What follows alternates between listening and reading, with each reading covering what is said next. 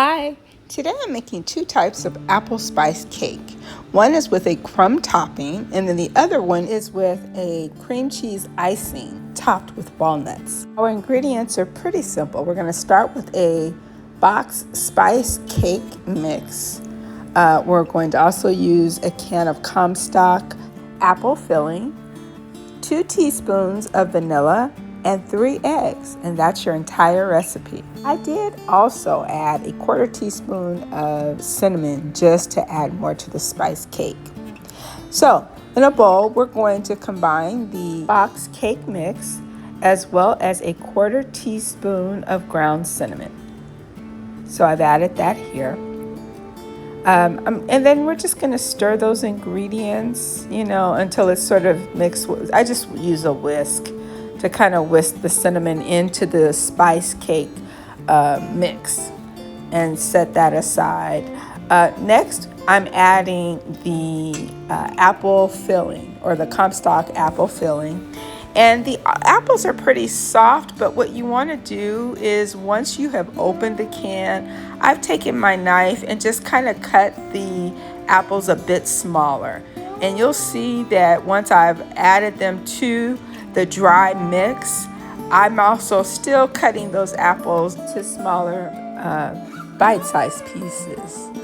And I'm adding the 2 teaspoons of vanilla to this mix, and then finally I'm adding the 3 room temperature eggs.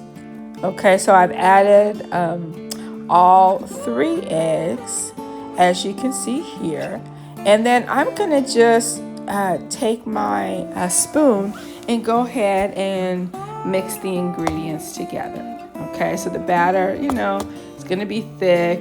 I'm not using a blender on this because I want to have some pieces of the apple still represented in the 2 loaves that I'm going to make. The batter will be thick. You don't want to follow the box cake mix. You want to follow the recipe that I'm giving you. So once I have mixed all my ingredients, I'm adding to my loaf pans Baker's Joy. I'm going to go ahead and spray both pans. And then I just divided the batter in between the 2 pans that I have sprayed.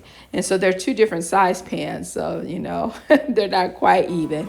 But I'm going to just spread that batter as evenly as possible. And then I'm going to transfer it to a preheated oven at 350 degrees. While that's baking, I'm going to go ahead and make my crumb topping for one of the loaves.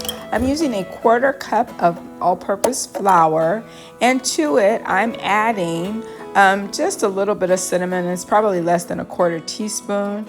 Also, a 1/2 cup of packed brown sugar is going to be added to this crumble or crumb topping. I'm melting a 1/4 cup of butter. And then I'm going to add walnuts. And so the walnuts are a little big. So I've used my kitchen mallet to sort of break them up into smaller pieces. And I've added, I would say, about 1/8 cup to the crumb topping, along with the melted butter. Next, I'm stirring the crumble topping until it has this type of look to it. It should look like a little, sort of sandy type of mix. And I'm adding that to the top of one of the loaves, as you can see here.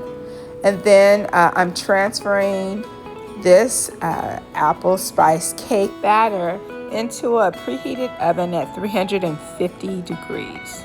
You can see I have 2 loaf pans here, so one with the crumb topping and one that's just plain, because I'm going to ice that once it cools down. So it's gone into the oven, and when it comes out 35 minutes later, this is what it looks like. And so we're going to let the apple cinnamon cake begin cooling while I take the plain apple cinnamon cake out of the oven. And it's beautiful. This is what it looks like. They're both going to cool down completely, about 15 minutes. And the plain cake, I'm going to just use a canned icing. You can make your own cream cheese icing, but I just use this, and I'm gonna frost this loaf, and then I am sprinkling it with the crushed walnuts.